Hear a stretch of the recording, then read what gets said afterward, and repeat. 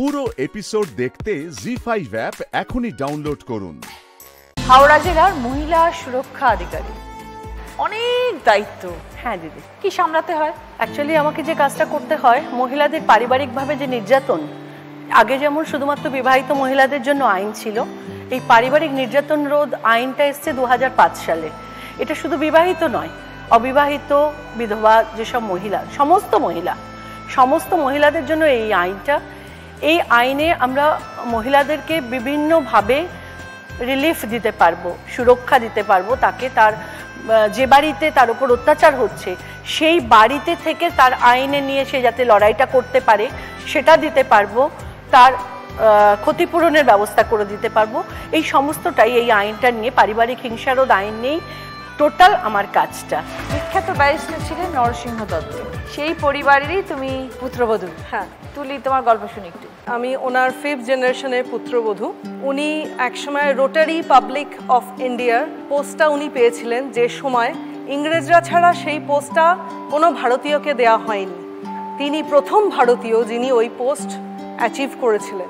হাওড়ার প্রথমে সেই সময় কোনো পানীয় জল ছিল না, লোকে পুকুরের জল খেত। হাওড়াতে পানীয় জলের প্রথম ব্যবস্থা উনি করেন। ওনার সুপুত্র সুরঞ্জন দত্ত, ওনার নামে হাওড়াতে প্রথম কলেজ নরসিংহ দত্ত কলেজ।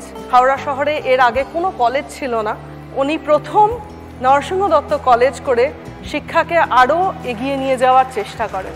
আজ এই মঞ্চে দাঁড়িয়ে আমি একটা কথা বলতে পারি দিদি, আমি খুব গর্বিত যে এই রকম একটা সংস্কৃতি মনস্ক এবং একটা সমাজ কল্যাণমূলক পরিবারের সদস্য হতে পেরে আমি নিজেকে খুব গর্ববোধ করি। দেবস্মিতা টেবিল টেনিস প্লেয়ার ছিল এক সময়, international table tennis player. Yes, ছিলাম। ছোটবেলা থেকে শখ ছিল? আমার প্যারেন্টস খুব একটা ইন্টারেস্টেড ছিল না, মানে অতটা ফোকাস ছিল না কারোরই যে টেবিল টেনিস একটা এরকম গেম বা কিছু। তো আমার বাপির বন্ধু, ওনার ছেলে খেলতো টেবিল টেনিস, তো ওই কাকুই আমাকে প্রথমে হাতে খড়ি মানে ব্যাট ধরা শিখিয়ে শুরু করিয়েছিল। তারপরে বাপি যখন দেখলো যে আমি বোর্ডে বল রাখতে পারছি অলরেডি, তখন বাপি আসতে মানে বাপিরও ইন্টারেস্ট আসতে আরম্ভ করলো। তো তাই সেই থেকেই শুরু আমার খেলা।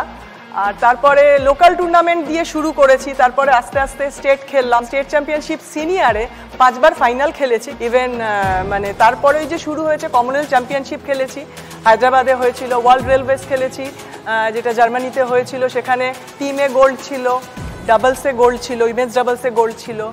আর তারপরে বেলারুসে গেছি, মানে ইনভিটেশন কাম মানে লিগ ম্যাচেস। তারপরে মানে বিভিন্ন জায়গায়, মানে পৃথিবীর বিভিন্ন জায়গায় যেতে হয়েছে।